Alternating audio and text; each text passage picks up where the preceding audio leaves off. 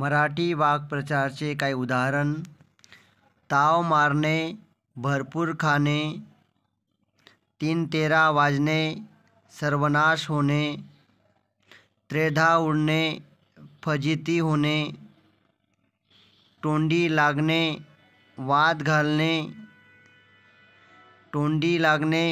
वाद घालणे, मात्रा वर असणे, वरचढ असणे, शिरा ताणणे,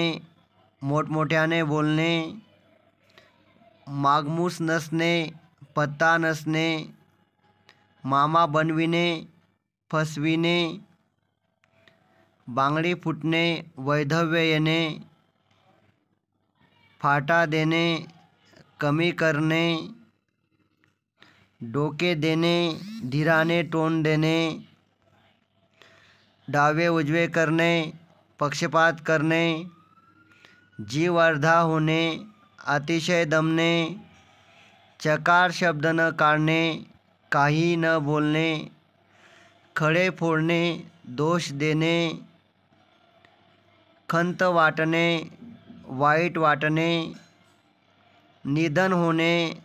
अखेर होणे, निधन होणे, अंगाची लाही लाही होणे, संतापाने लाल होणे, अंगावर शहारे येणे, खूप घाबरणे, खजील होणे, शरम वाटणे, उहापोह करणे, चर्चा करणे, बगल देणे, बाजूला सारणे,